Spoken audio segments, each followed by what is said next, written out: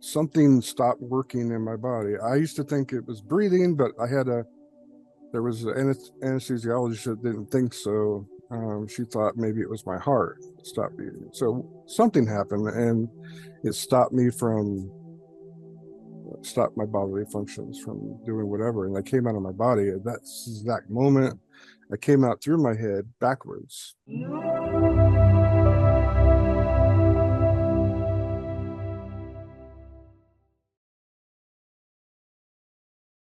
I'd like to welcome to the show Mark Hodges. How you doing, Mark? Oh, I'm doing perfect. Thanks, Alex. I'm honored to be on your show. Thanks for inviting me. And I've been looking forward to this interview for quite some time now. I appreciate that. Yeah, it does take a couple minutes to get onto the show nowadays, but I do appreciate you coming on, man. And I'm looking forward to talking about your unique experiences that you've had in your life Oh my and goodness. sharing Yeah. them with the audience. But my first question is, what was your life like before you had your near-death experience? I had a military career before my professional career in civilian life. I was in the Air Force, but I worked for the NSA. They would call my job nowadays they would say my job was what's now called an intelligence analyst, but back then we didn't call it that. But Mm-hmm. that was really who I worked for, was NSA, and the Defense Intelligence Agency. It was run by the Army, by the way. And then Mm-hmm. I did that for 4 tours of duty, did the whole Pacific Rim. And you could say I was involved in communications technologies, anything having to do with electromagnetic waves, which really primed me to understand all the paranormal stuff that was happening and would happen in my life from there on. It's a very important concept to know, is how all these waves are moving all through the universe and all around us. We could get into ley lines and all that stuff, Mm-hmm. but it's really I realized that I had been groomed my whole life to understand that part of all this, so I could put the pieces together to tell you all how I see things, how they work in the universe. At least some of it. Still have questions on how a lot of it works, but Were you oh um were you spiritual before the near-death experience or yeah, I religious? guess you could say not religious. My okay, so um so after I got out of the Air Force, I became a software development manager for a major bank, and retired in 2014. Really not by choice. I just became really sick in 2008 and somehow managed to survive retirement until I was had enough vested time in the company. I was able to not work anymore at that time. But as far as religion goes, so it's funny you mentioned that, because, and I've mentioned this in a few other interviews I've had. I grew up, my family was Seventh Day Adventist. Have you ever heard of that Mm-hmm. religion before? Mm-hmm. So, Mm-hmm. um, an interesting doctrine of theirs is they don't believe you have a soul. They believe we all share, kind of like a shared soul. And it's basically the Holy Spirit. They say when you die, the Holy Spirit returns to heaven, and then you just stay in the ground and are resurrected when Jesus comes again. That's the basic premise of the religion. Mm-hmm. And of course, the seventh day part of it's just they worship on Saturday, just like Muslims and Jewish people, Mm-hmm. because that was one of the Ten Commandments. Um, so, growing up in that religion, I had no idea that there ever was such a thing as a near death experience or out of body experience, or even that I had a soul. It wasn't until really my near death experience that I even comprehended that.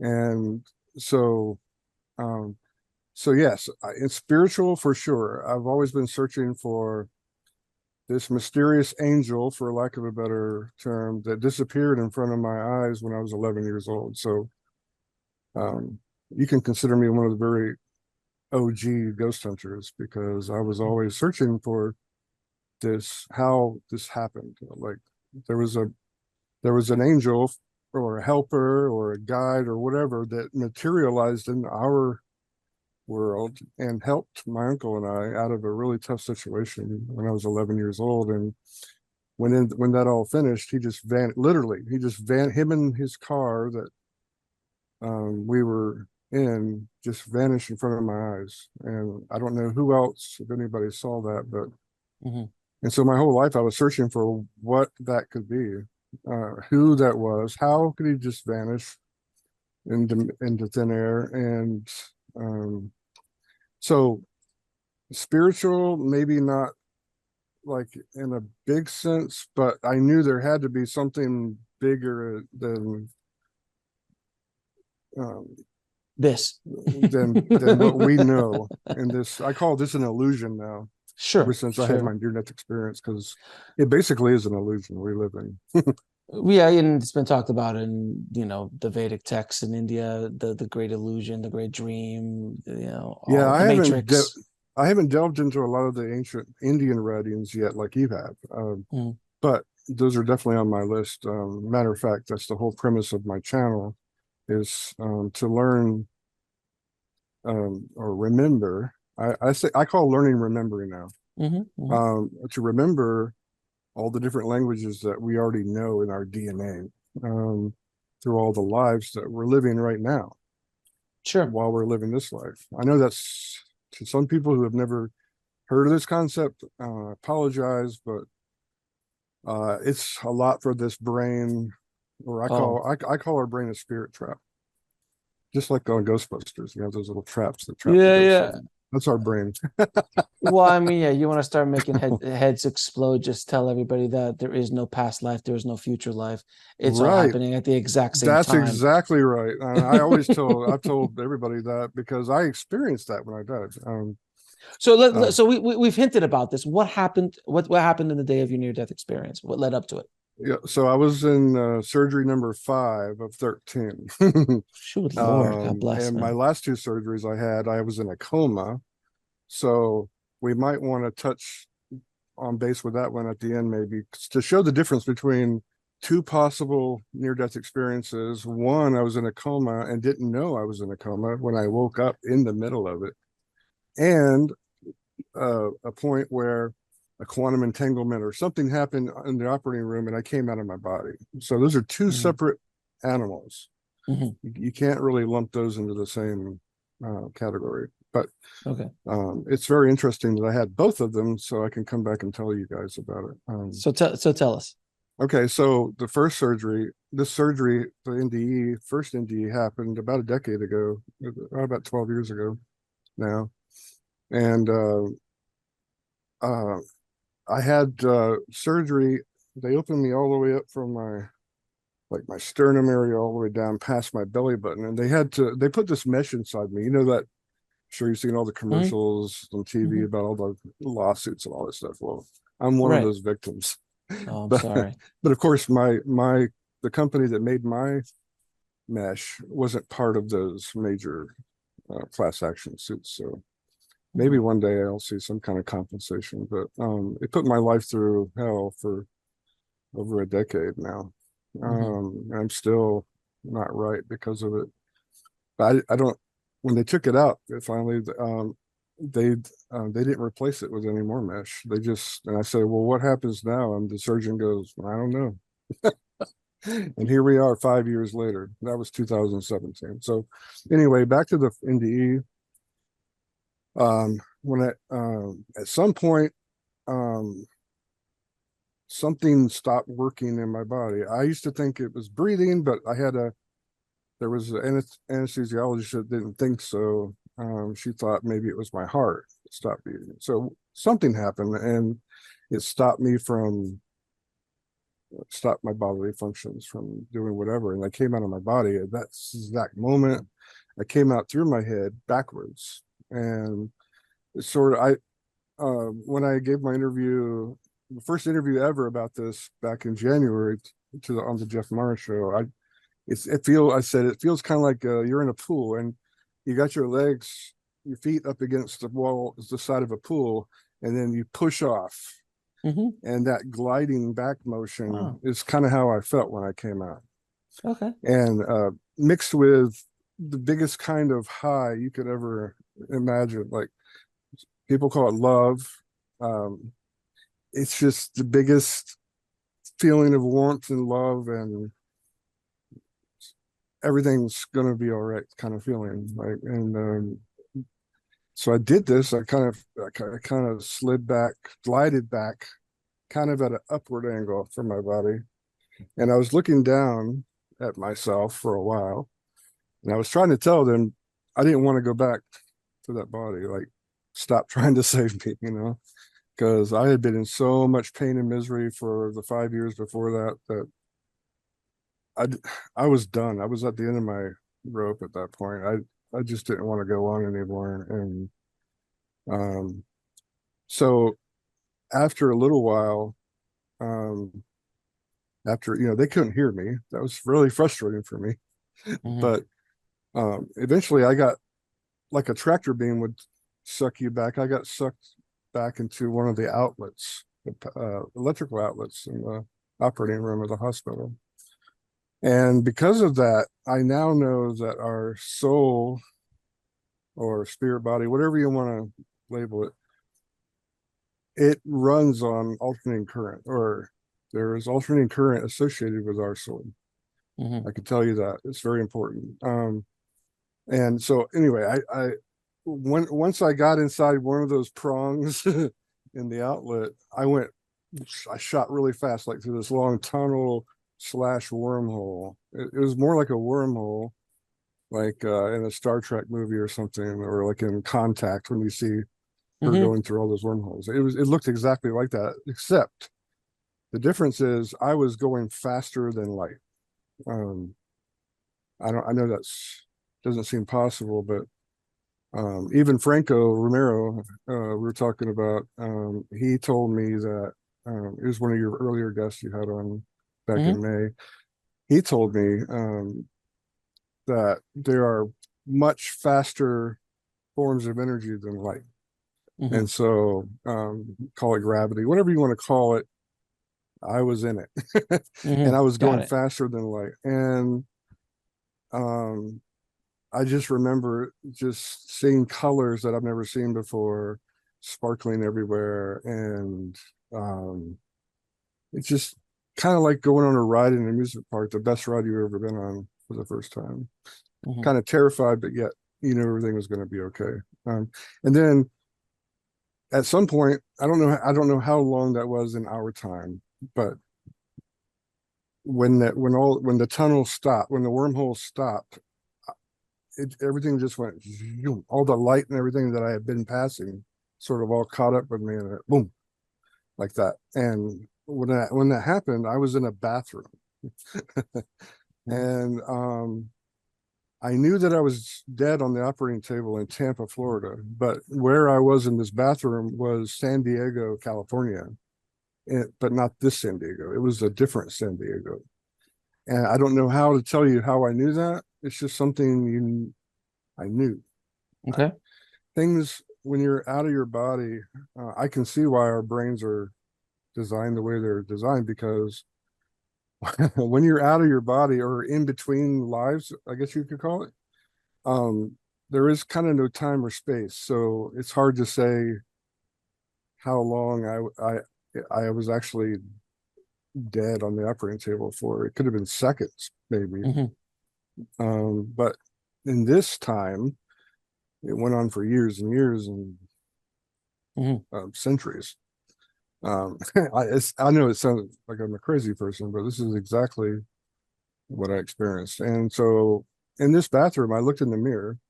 I was looking in the mirror when I stopped in this wormhole, and um, at first I thought I was kind of like a fly on the wall. I was experiencing somebody else. I was observing somebody else's life because I knew I was dead on the operating table. So I was like, okay, so I don't know what this is, but let's roll with it. This kind of thing. And eventually I realized that I was controlling the body of the face looking in the mirror. I'm like, how is this possible? And then I started touching myself, and I was like, how is this possible? Because I was looking at a kid in a mirror. I was like 16 years old in that one. Hmm. And imagine, I was trying to figure this out.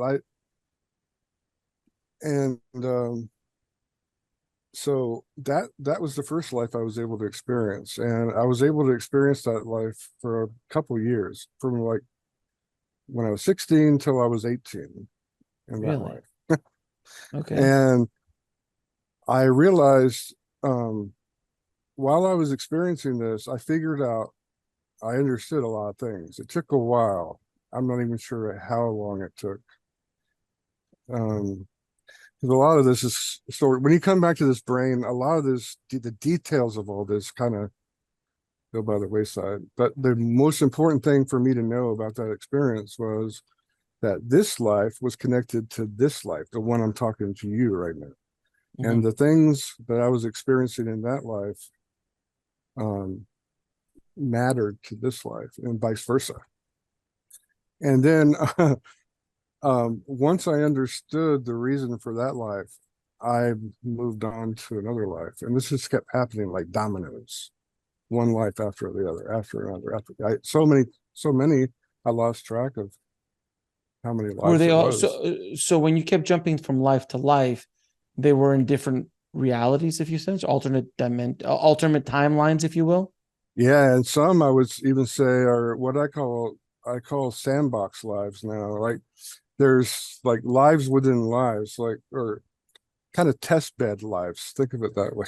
I know it's Mhm. weird, but so imagine, I always tell people now after the fact that our thoughts are so important. Mhm. You can't even imagine how important they are. Like we are really creators. Whatever we think happens. It may not happen in front of you in this life, but it happens somewhere. And that's why these test bed lives are set up. It's things that you do get tested.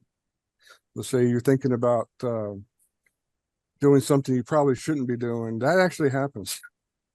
Whether it be, whether you're drinking and driving or want to kill somebody or whatever, all those Rob a things bank. happen. Yeah. Yeah. You want to go rob a bank, right? Yeah, exactly. Um, uh, and um, all these things happen. They get carried up. And Mhm. which I want to get into this maybe later if we have time. There's so much to talk about. Mhm. I could just spend our whole interview just on one of these lives, just to tell you about all the different. Now, were all these lives that you were being thrown into? Now, I wasn't thrown Um, into them. I was already there in them. right. But you kept popping into other lives. You said, right? You Yeah, kept kind of it kind of reminded me of A Christmas Carol, right? With Scrooge takes a trip with the spirits of Christmas past, past. present. We It feature, almost yeah, sounds. It was sounds like it's Quantum Leap. It almost sounds like Quantum Leap, the show. yeah. No, I call that quantum. I call it a quantum clock now. We all have a quantum clock, if you will. Mhm. Mhm. So every so a second here seems kind of fast to us, but in many other dimensions, a second is a long time. Well, that's Trust me. like an interstellar, where when they go down to the planet, 15 minutes to them turned out to be like 30 years Right. for the guy up That's in the exactly what I spaceship. experienced. Yeah, I experienced this. I know Yeah, how it because works. time is very relevant. Time is, well, we can have a long Yeah, conversation about time, some but people think there's no time outside of this dimension, but I don't think so. I think there is somewhat of a time in dimensions. Outside of dimensions, that's another whole story. so okay, so you're jumping from or experiencing life to life. I'm assuming they're different people. Sometimes you're a guy, sometimes you're a girl, some Hmm. different cultures. So you're just jumping and experiencing different lives. During this whole process, as you continue to do this in this NDE, is there any other is there any other guide? Is there any other entity? Is there anything else that you feel, even if you can't see it, or you're just being Oh, thrown into multiple lifetimes? one thing I knew for sure is that there is this greater force. I call it the infinite one now. You could call it God or Mm-hmm. source. Some people call it source.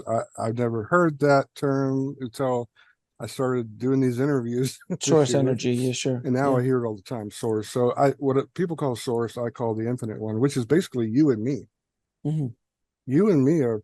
part of this source, a part of Hmm. this infinite one. We all make it up. And when somebody says we have higher selves, I even believe, I've heard others say this too. I believe that we all share that higher self. There is not an individual higher self. Hmm. Um, and but I going back to Franco again, he has so many good things I learned from him. Like he said, you can be a drop of water can survive without an ocean, but an ocean can't survive without a drop of water. That's Hmm. sort of how you can look at our souls and how they operate. We're all experiencing separate experiences, but there's something bigger on the other Hmm. side that's receiving that experience, right? Just some mainframe, the Akashic records, if you will, Yes, something. exactly. So coming from a IT background, I relate a lot to what I experienced in those kind of terms. Like you're right.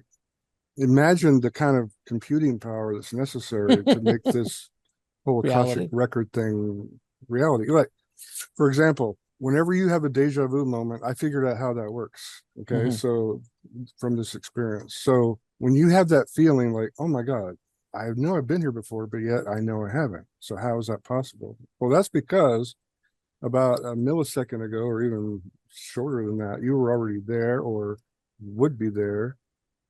And this happens over and over and over and over and over. And this is how the timelines go on. There's just not one moment in time. There's just that keeps going over and over until something stops it. So this is where I'm at lately in my understanding. I'm trying to right now, I've learned that talking or channeling our future self and our past self, there is a way to change timelines. Oh yeah, I understand that And too as well. Yeah. I've been sort of teaching people what I've been So, thinking lately about that. all right. So you're quantum leaping, uh, from Sorry. different lifetimes in different, I guess, timelines, but they're all on Earth, right? They're all different San Diego's. They might be different New York's, Mm-mm. oh no, No, they're not. So they're you're in other going in. galaxies, other places. Yeah, other places that I don't even know how to describe it. Like, yeah, there's places, different bodies, different atmospheres, different all kinds of things are happening. We're living at the same time, and so I still have questions. You know, when you come back to this, your mind just our mind is designed for us to forget all that. Mhm. Okay, when we come here and or when we come into another body. But one of the biggest questions I haven't answered yet is in at what point do we decide, or does something else decide for us when to inhabit another body? Mhm. Mhm. For example, because I Incarnate. Yeah. in, incarnate, right? Yeah, and I don't remember incarnating in this body, but a Mhm. lot of my autistic friends do, and they told me that we all always choose our mother, and Mhm. we know why we came here, et cetera, et cetera. I knew why I came here, but I didn't really know that till I was 2 years old, or I didn't remember until I was 2 years old. I told my parents why I came here because I had to deliver a message to all of humanity one day, an important message, and I had to learn all the languages on earth. So, I said, we're really quickly then. So as you're jumping from lifetime to lifetime in different timelines, what happens at the end of this quantum leaping, if you will? nothing happens. I just um, there was a point when I got to right before I came back into this body, and I don't know how long it was from that point until the time I woke up in the recovery room because I was back into general anesthesia at that point. So I don't Mhm. remember that. But what I remember, what I was experiencing at the before I came back was I got to see a place where we're all going. We call it heaven, but it wasn't seen with eyes. It was feeling. It was a Mhm. feeling I got. And I was at a distance from it. But I can tell you this place has a lot. There's a new type of love we're going to learn about or interact in, and it has nothing. Remember, yeah, we're already in all these places, and that's why when I talk about astral projection and stuff nowadays, it's really not. We're not traveling anywhere. We're already everywhere because basically everything has a black hole, and that's how we travel. We travel through black holes. That's how it works. And really, I think the word black hole is kind of a misnomer. It's really more like a gateway or a portal. That's what they are. A portal of time, if you will, time and space. But what I experienced was that. That's the last thing I experienced was where we're all going, and that was part of my message to bring back to you all, was to tell you there's something so amazing that I can't express it in any language. I don't have words for it, but it's an amazing, and it's already here. It's already here all around us right now, and call it heaven on earth, whatever you want to call it. It's everywhere, and we can't experience it until we are vibrating at that frequency, put it that way. And that is part of what I'm learning about, is how to, I just found out like a month ago that we could walk through portals on this earth in this realm with our bodies. Have you ever heard that? Yeah, I've heard it. I've never heard of that before. I didn't know that was even possible. So you're jumping in at the end. You're kind of on the way out of this space, going back to your body. You see heaven, or lack of a better word. I feel it. You feel it, and then you get kind of slammed back into you, or you just wake up in your body. Yeah, I didn't even experience. I don't even remember coming back to my body at all. I just remember waking up in the recovery room at some point after that experience I had, feeling that next place we're all going to. And we're talking about like 1,000-year span of time that I was gone from here. I know it sounds crazy, but I was able to experience lives like that far ahead. And how much do you remember though? But details about every life, a lot. But I'm still remembering every day. I have dreams about places I've been, and I realized I was there. And then, I probably need to start writing everything down, but I don't have time for that right now because so many more important things are happening. Because right now, so what I remember the most was the reason for the lives more than the lives themselves, the details. Those are kind of mundane details, but the lessons of why I was in these other lives is more important. You just can't imagine how connected we all are. It's mind-boggling. Like when you go to a restaurant with your wife or something, and you see all the people around you, they are all connected to you. And when I think I went to IHOP when I got out of the hospital from that surgery. And my mind was just going a million miles a second. And it took me about a month for everything just to calm down to where I could cope here in this life, because of all the things I experienced. I realized, oh my God, the first thing I realized when I got back to this body was I've wasted so much time in my life. Wasted time. I'm talking about like even watching TV or arguing with people. That's not important at all. All the negative stuff, it's a waste of time. Like next time you even, if one of your viewers are having a bad day or something, try to turn that bad day into something positive, because energy doesn't die. We just got to change it to a positive energy. That's really the secret to this life. Mastering this life is love is really all that matters here, really. That's So, why, and it's not really the forgiveness, learning to love and forgive. Just in the last 8 months, I've learned that it's not those things that we have to master. Um,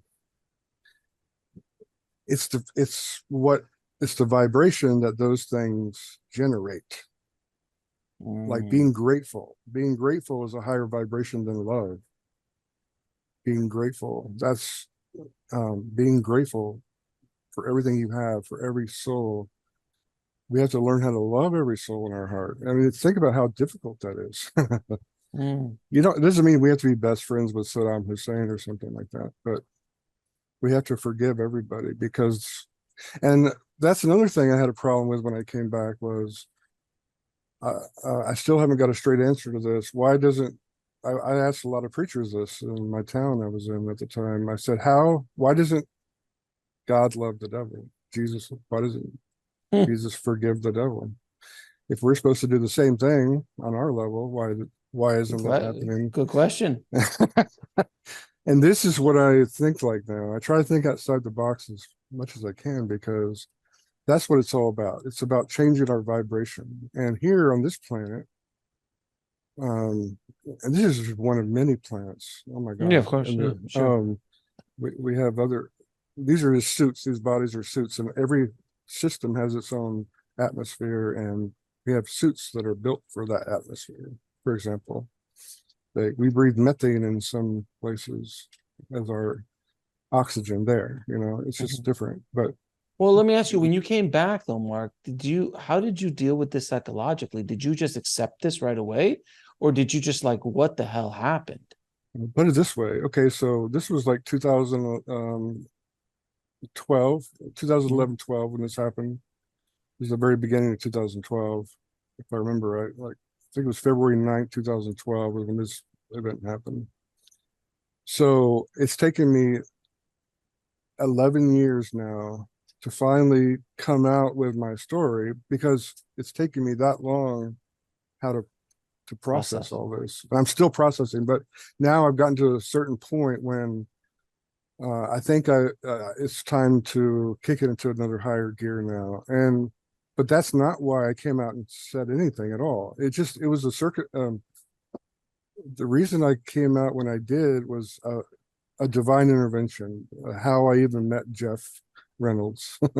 Mhm. um, it's just that's a whole other story in itself. But actually, my YouTube channel, Old Scrolls, like I said, it was like a play channel of mine that I was going to teach ancient languages, the ones I know, and then learn other languages with my subscribers. And I was hoping that it would stir something inside their soul, so they will remember another life they're living, or like I did when I had my NDE. Because when I was 20 years old, now this is back in 1990, I was on a bus in Honolulu, and I was stationed there in the Air Force, and I saw these four Japanese girls reading this map on the bus, and they looked really upset and really lost. And when I looked down at their map, um, now this would be 22 years before my NDE. Okay, so back then I didn't know anything about Mhm. NDEs or nothing like that back then. But when I looked at their map they were looking at, it was written in characters all over the map. And I had this deja vu moment at that point. I knew that I knew that language. I don't know how I knew that. Like, kind of like a child prodigy. You sit them at a piano when they're like 3 years old and they just start playing this big concerto, whatever. Mhm. Mhm. That's sort of the moment I had at that really exact second. So after later on that day, I went to the University of Hawaii and I got a book on Japanese characters. Mhm. And when I was flipping through this book, all these memories started coming back to me. But I didn't understand how that was even possible back then. Um, and so I actually enrolled in a Japanese class in Waikiki. Um, and when I took the entrance test, my sensei gave me she gave me an oral test, which I didn't understand a word she said. But when she gave me a written test, I actually wrote in Japanese. Can you imagine? Wow. I actually wrote, and when I got to Japan, after that tour, I went to Japan for another tour duty, and the people there said that I wrote like the ancient ones. Interesting. So, yeah, so in my NDE, I experienced a life when I was a woman in Japan a long time ago. This is back in like the feudal lord days. Hmm.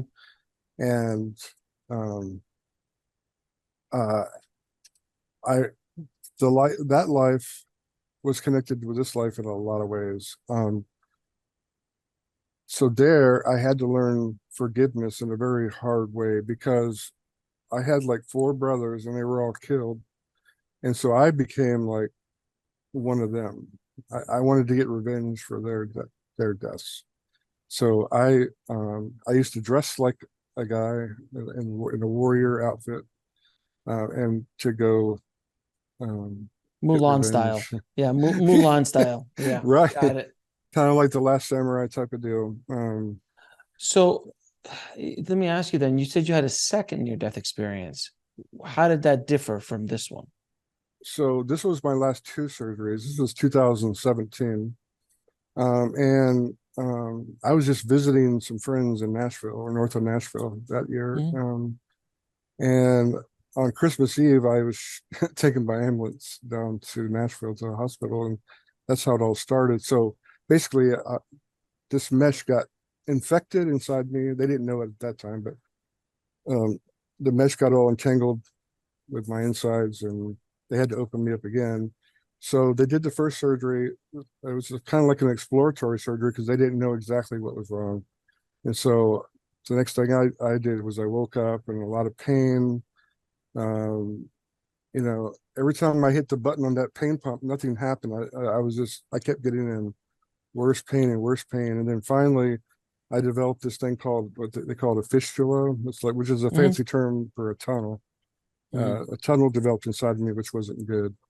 So they had to put me out, but I didn't know that they were going to do that. I didn't know that they were going to put me in a comatose state. Um, so at some point after that second surgery, they just took all the mesh out of me during that surgery and they put me in a coma. Well, I woke up in the coma while I was out. And I know why exactly because I'm in medical terms, I'm what they call an outlier. Mhm. Like it takes a lot more propofol, for example, they have to give me to put me all the way out. And Mhm. these anesthesiologists, they always don't believe me when I tell them every surgery I've had. It's hard to tell them things because they don't like people, non-doctors, to give them Mhm. advice. Mhm. Well, But it fair enough. happens every time. It happens every time. I try to tell them, you need to give me more of this and that because I'm going to wake up in excruciating pain if you don't. Because it just takes more for some reason with my metabolism. Sure, sure, I sure. have red hair genes. That's part of it. Another doctor told me later on. But anyway, so I woke up in this coma because they didn't give me enough medication or whatever. They were giving me fentanyl, which is toxic to most people. But like if Michael Jackson uh, had my metabolism, he would still be alive today, Sure. guaranteed. Or all this overdosing because of fentanyl. Fentanyl doesn't even work on me at all, Mhm. at all. You can give me IVs of it, and it doesn't do anything to me. So that's one of the main drugs they were giving me.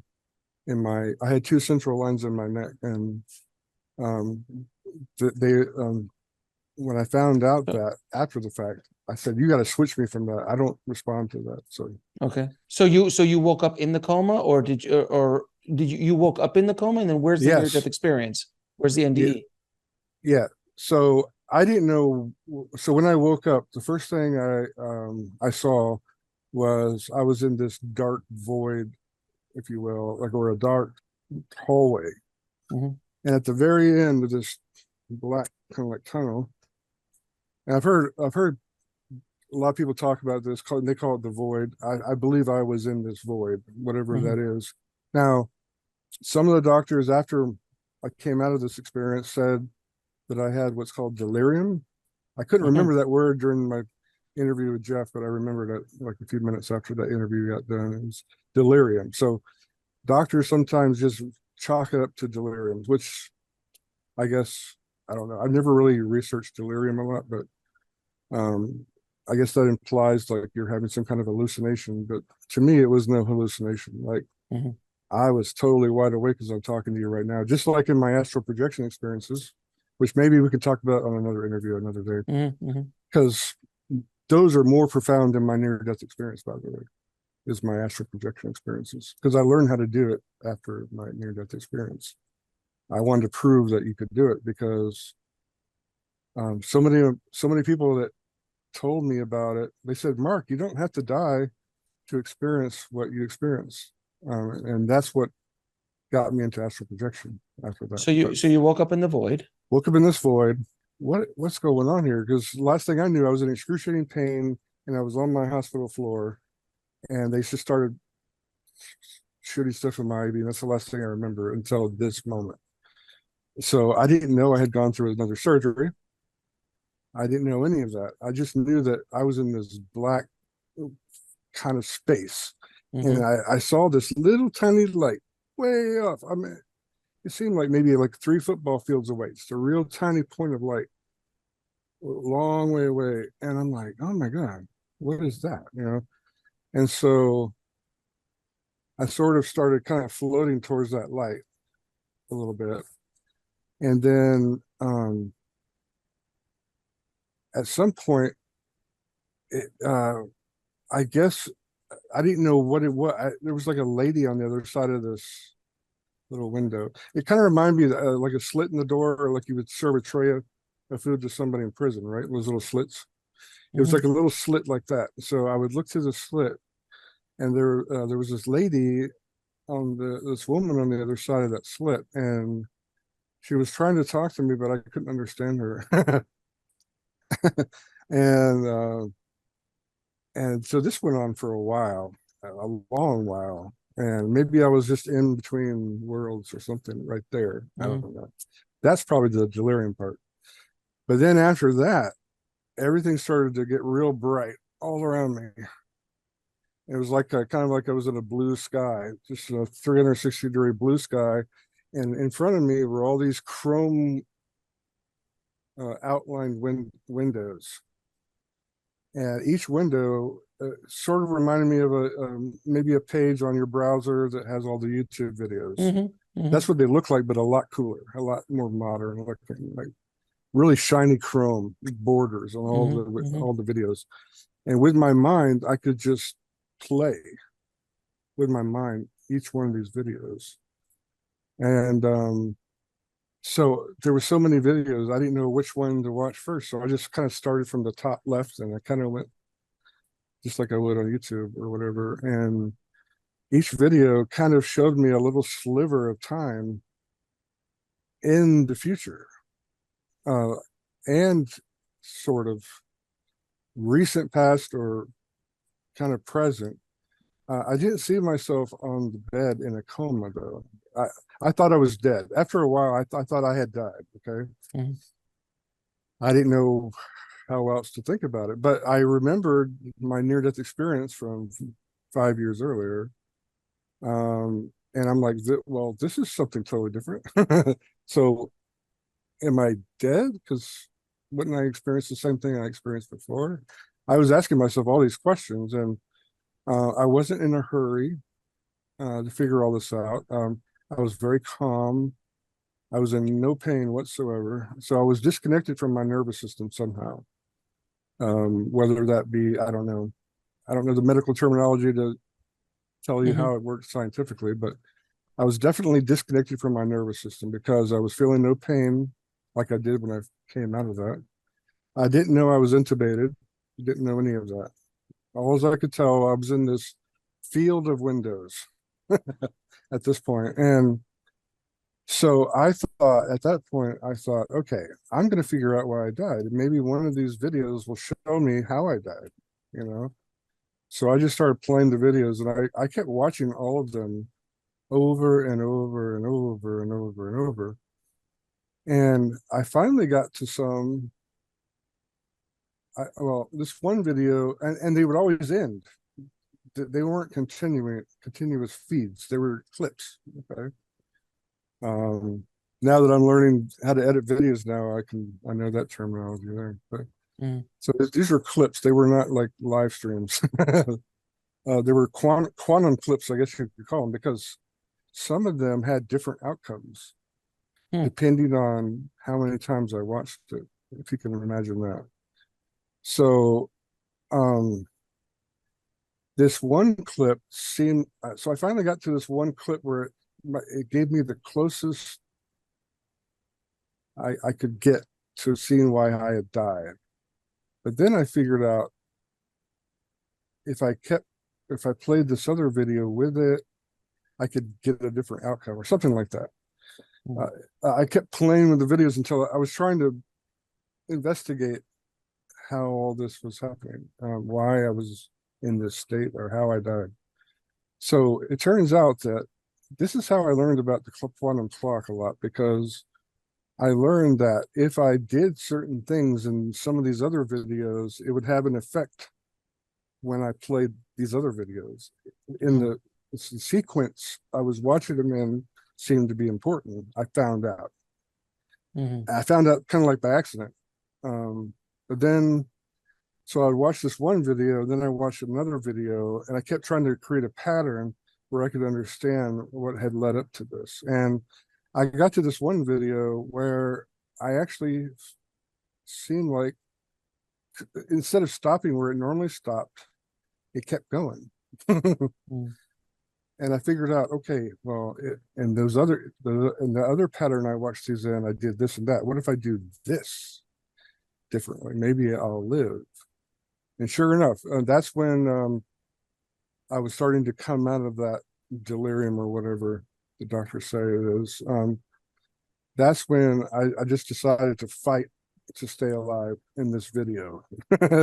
So at this point, the video went from a clip to actual reality. I don't know how that's even possible. So I knew my outcome before the outcome was even known. Just like Einstein and others explained about how entanglement works. It's really like that. Everything's known ahead of time. Because it's all happening at the same time. Yes. So that's what I experienced in my first NDE too. I experienced future lives, past lives, and I realized it was all connected to this present life. And so I can tell you what I experienced was exactly that. There is no such thing as future or present. Like 1776, when we became the United States of America, that's still happening. That same day is happening right now. Can you imagine that? Yeah. It's hard to understand. Now I'm realizing these moments, every moment in your life, keep happening over and over and over and over until something stops that moment or changes that moment. So, and we're going to just jump off here a second from the near-death experience, because I think this concept is really interesting to kind of dive into just a little bit. Is that from what I've heard from different channels, even spiritual masters, is that when there's a thought, and quantum physicists, by the way, when there's a thought, you create a new reality, a new timeline, and another new timeline, and another new timeline, and you're constantly jumping. That's my new epiphany lately. Yeah, you're kind of jumping back and forth between timelines based on what you think, because we all have those thoughts, like you're in traffic and you're like, I wish I could just get out and beat the crap out of that guy because he flipped me off. Something as stupid as that. Well, in a timeline that happened, and that started another because of our powers of our mind. So that think about all the leaps. Oh, that's just forever. Yeah. So it's an infinite amount of worlds. It's an infinite amount of multiverses, if you will. It just continues. So it sounds like from your first near-death experience, you got to travel a little bit in that world, going from lifetime to lifetime to lifetime.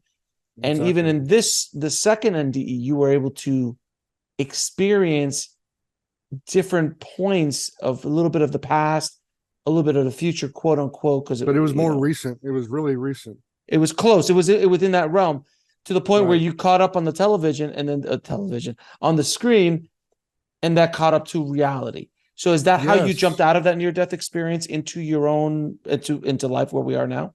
Yes, exactly. You That's woke right exactly up what and happened. Matter of fact, yes, I saw ahead of time the outcome of me mm, coming out of it. That's how I knew I had a chance. I knew I had a 50-50 shot, it seemed like, of getting out. And I was like, because it up until that point, it had been torture. Like they had me on one of these. So after there was a point when I came out of all these, um, when I came out of all those windows, I actually went mm, back into that field once they gave me more stuff in my IV or whatever. mm, I actually went back to that window field, but there was a time when I was just looking. Well, they put washcloths on my eyes a lot, mm, and I would have got really mad and frustrated that they did that, because then I couldn't see anything in the room. mm. And they had the Food Network on my TV in my room the whole time I was in this coma, which is about like a week. I had to listen to this Food Network, and uh, they give you this stuff called TPNs, like tertiary something. Mhm. They put that in my central line for my food. So, and I remember this nurse kept coming in and say, "Okay, Mr. Hodges, this is your cheesesteak coming in right now," or whatever. And then, or this is just got a nice piece of, uh, apple pie coming through your IV or Nice. something. And but that, that doesn't fill you up or satisfy you. But this Food Network was on the whole time, and I got so mad.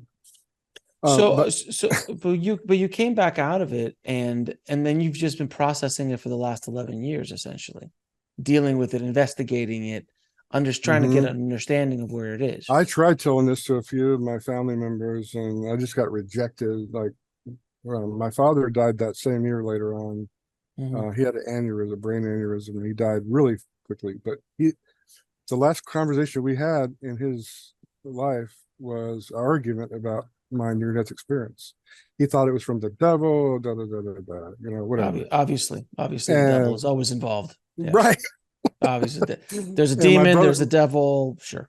and my brother and sisters chose to stay in that religion, so they're the same exact way. I can't talk to them about any of this, and really back then when I had my NDE, it wasn't so receptive back then either for the average person. So No. it's been kind of a lonely life up till now. And now I found out there's a lot of us that chose to meet me here, Mhm. um, via the first podcast.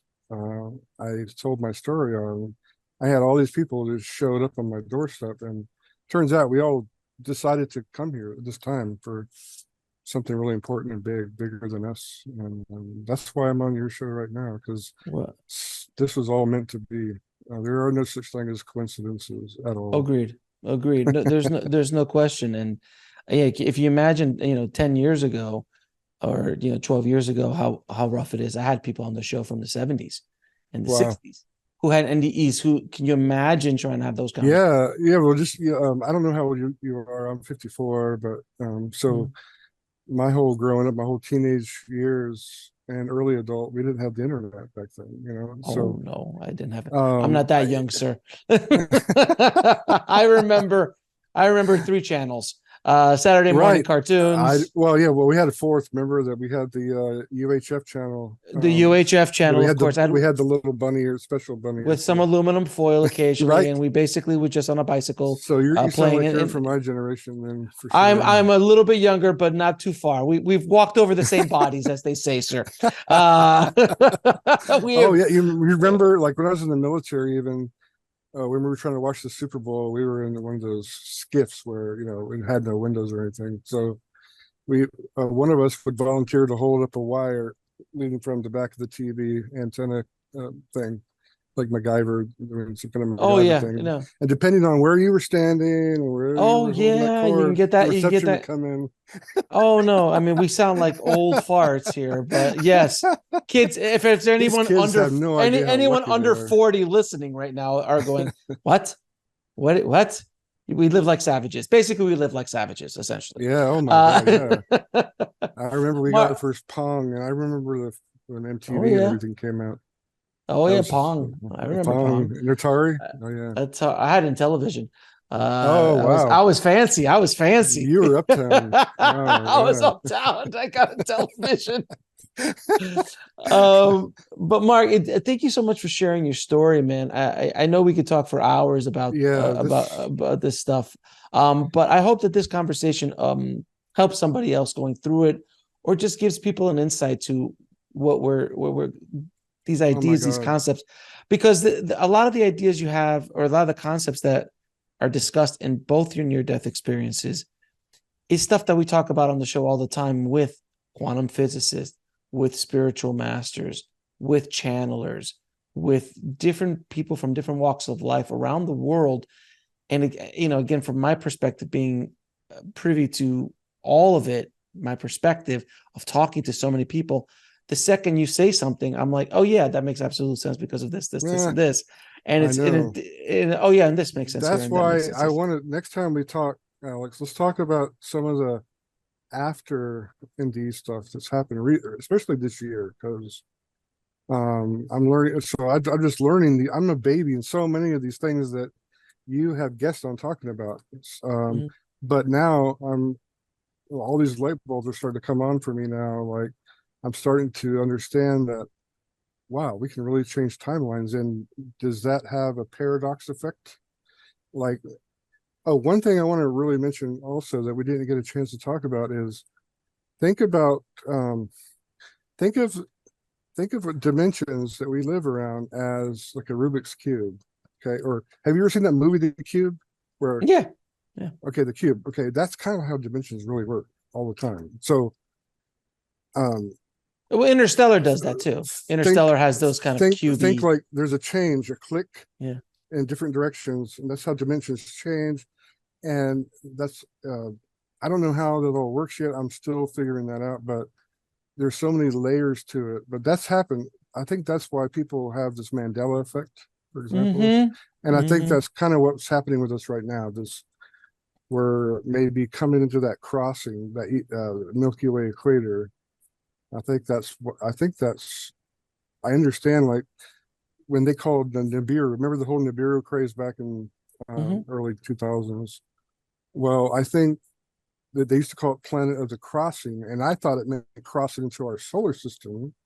But I think now I understand that that crossing is crossing the Milky Way equator, not our solar system. So I think every 12,000 years on the way up, we cross that equator, and on the other side, we cross the equator, and we go through this really electromagnetic turbulence.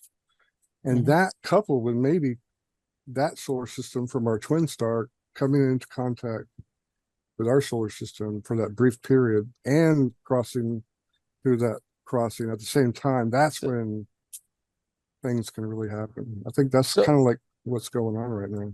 that's really interesting. And since you mentioned the Mandela effect, I have to ask you a few questions about the Mandela effect. So we have had Okay. a bunch of guests on about Mandela It's a effects. fascinating It is subject. one of my fast. Okay, so who was the person who was the face of the Publishers Clearinghouse when you were a kid? Ed McMahon. Obviously, No, it's Ed McMahon. It's right. obviously Ed McMahon. Ed McMahon has never been a But part who of are the they saying it Publishers. is now? They've never been associated with Ed McMahon. What? Never. Apparently, he was part of family Wait, some whoa, whoa. circle. I haven't heard this one. Oh no, no, no, no, no, no, I've nope, heard the nope, nope. magic mirror and all that stuff, but I haven't heard this one Oh, yet. I'm going to blow your mind a little bit here, Mark. This is just going to be fun. Anyone still listening, this is just going to blow your head. So prepare yourselves. Ed McMahon has never been a part of Publishers Clearinghouse. He never was the guy handing checks with big balloons at people's doors. Oh, I remember. I could almost, if Oh, I could draw and I could sketch no, it, no, I could sketch you every there moment is of it. millions of us who remember this. Okay, is it Jif peanut butter or Jiffy peanut butter? That's another one that got me. Um, Jiffy for sure. It's Jif. It's never been I know. Jiffy. I know. I've heard that. But the one that gets me the most is the magic mirror on the wall thing. That it's Oh always yeah. mirror, Oh, mirror on the wall. Who's the fairest of them all? and what Right? is it? And what is it? Oh, it's mirror, mirror, a magic mirror on the wall. Yeah, That's but what it that's says bull. now. That's BS. That's BS. There's no Oh, I know. it's mirror, mirror on the That's right. wall. It's It's always not been mirror, magic mirror mirror on the wall. wall. That makes no sense. Okay. Field of Dreams. Remember the movie Field of Dreams? Oh, I haven't heard this one yet. All right. Yeah. Oh, yeah. I know that Okay. by heart. I know With that movie by Kevin heart. Costner. Everyone Yep. who's listening. 89. Kevin I Costner. remember Field of Dreams. actually the guy for played Darth Vader's voice is in that movie. Well, James Earl Jones. Yes. Yes. James So Earl Jones. is it? What do they? What do they say? What is the voice that he hears in the field? If you build it, they will come. If you build it, they will come. No. What does it say now? Go watch the movie tonight, and it will say, right. if you build it, he will come. He will come. BS. It's they will come. No, they will. It come. is they it's will come they. because it's always been Wait. they, of course.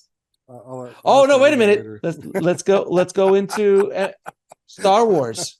Star Wars. Oh, Empire Strike. Luke, I'm your father. No. Is it? So what is it? Is it Luke? I am your father. Yeah, it's definitely. not. It's not. I know. It's like this is what. I don't even know what the other one is. I've gone and watched some of these movies. Like there's also one in Forrest Gump. Mm-hmm. I didn't know this one. I have three little second cousins that were in that playing. They were extras in the movie. They were playing jump rope. And when he's talking to I remember that scene. The African American lady on the bench, there was a scene where they were. Yeah. Those are my cousins. Oh, nice. So what was it in Forrest Gump? So what is in there? Life is like a box of chocolates. Mama always said, "Life is like a box of chocolates." But that's the line, isn't it? That's got to be. And it isn't. It isn't that. No, I don't know. No, it isn't that. What is it now? It says something like. So, all right, last one, because we can go this forever. But it's There's so many. It's something totally different too. It's life a lot. Life is like a box of chocolates. I didn't know about the Wellington Bear thing or no. Oh no, the Berenstain Bears. I never saw that when I was growing up, so I didn't even get that one. But yeah, Berenstain Bears. All right, I'll give you one more. Fruit of the Loom. Okay. Fruit of the Loom. Fruit of the Loom. They had the little. They had the bowl cornucopia. Yeah, the cornucopia of fruit, right? That was in the middle of the. Yeah, and the fruit came out of the corn. It's called the cornucopia. Right. I think that little kind of horn, that little horn thing that the fruit came out of, right? No, never existed. What? It's just been fruit.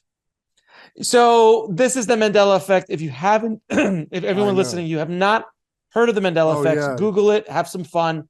I have episodes with quantum physicists talking to me about the Mandela effect that are out on the channel as well, so you can take a look at that. Now here's another perspective I was thinking about. Did you ever see that show Lost? Of course, yeah. Okay, the Hurley in the game. Yeah. Sometimes I think we're actually, those of us living right now, actually that happened to. Like we all really died, like in 2012. I think when the Mayan calendar ended, we switched dimensions, and that's when all this. If you remember, that's when all this Mandela effect stuff started. Was right around that time. Like I said, if you want, if all dead. All I gotta say is, hopefully there's no smoke. Hopefully there's no smoke monster here. Right. Let's hope and pray there's no smoke monster here. Anyway, my friend, I'm gonna ask. Smoke monster? I don't. Wasn't it started with a J? Not Jericho. No, all I know is the writers got really lazy at the end of that show. That's all I'm saying. They got really lazy at the very end. Of course, it was a horrible ending. But anyway, I'm going to ask you a few questions. Ask all my guests, Mark. What is your definition of living a fulfilled life? That's a really great question because we all seem to have little different takes on that. Living a fulfilled life, I haven't lived it yet. Even though I've had a full life, I mean, I've experienced things that most people will never experience in their lifetime, these lifetimes. But I would say just, now let me ask you this: do you mean like the possibilities? Yes. Well, yeah. How do you define living a fulfilled life or a good life? It's a general statement. Yeah, get rid of fear in your life. Number one. Fear is the opposite of love in my book. And fear, once you get rid of fear, you're going to feel the freest you've ever felt ever in your life. And now, those of us who have had these NDEs and or astral projections, we can tell you firsthand that we don't die. So that's one fear you can erase from your book. So once you understand that we don't die, then you understand, like if you jump off a cliff or you're in a bad car wreck or whatever, I can assure you that even before that car wreck happens or you fall off that cliff or whatever, your soul is gonna come out of your body before any of that happens. And this is just, I've heard that this is how it's gonna be. So once you get rid of all the fear, then you can live a more fulfilled life, because then you're not afraid to experience new things and do things. And I mean, of course, that doesn't mean we go out and rob banks, as you sure, of course, earlier, but there's negative consequences that come with those kind of negative decisions. But gotcha. But yeah, once you realize fear is stopping you from doing so many things, then you can live more of a fulfilled life. If you had a chance to go back in time and talk to little Mark, what advice would you give him? I would just tell him everything I know now, and God, that's actually a key to what I'm learning right now, is to go back and talk to little Mark, little Alex, and take a point in your life, maybe a decision you made in your past. Go back to that moment in time and just imagine making a different decision back then in that part of your life, and seeing how far you can take that in your imagination. And guess what? Interesting. That will happen. You can actually go back, and I can tell, I've been doing that. I've been going back into my tell little Mark this and that. And it's going to be interesting to see the results of that somehow. Interesting.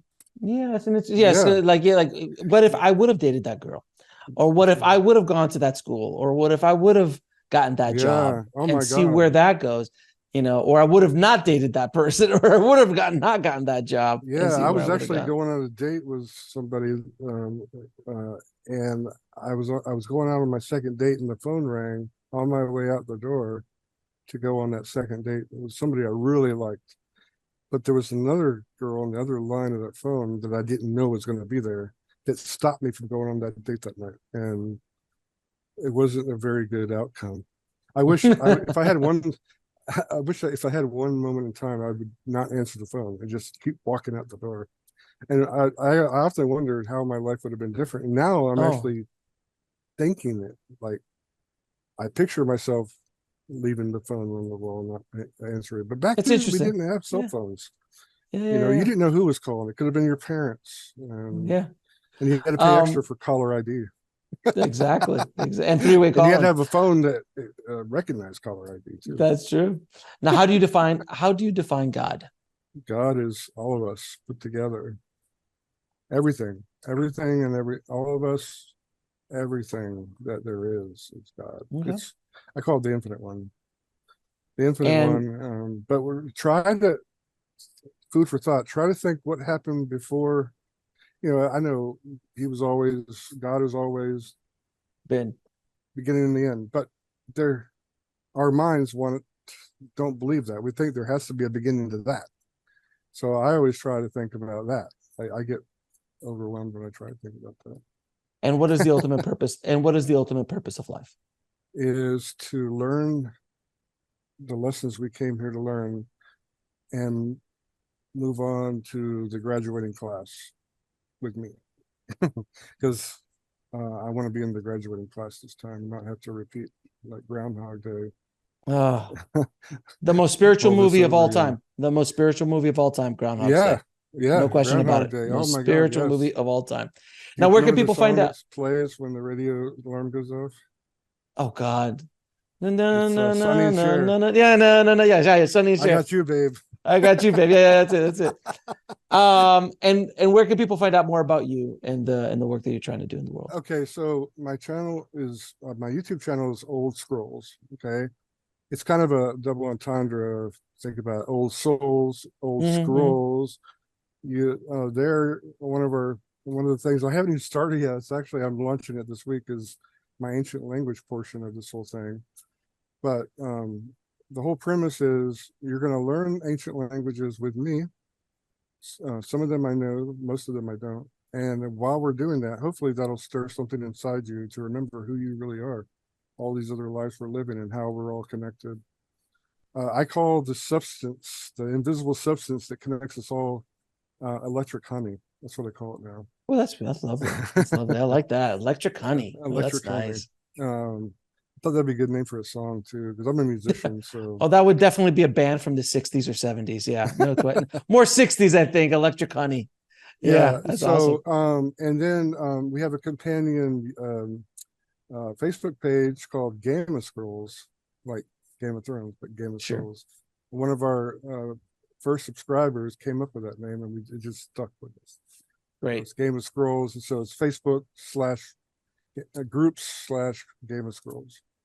Go ahead. We have podcasts on there 3 or 4 days a week that just stay in Facebook because I wanted to create a safe space for everybody to come,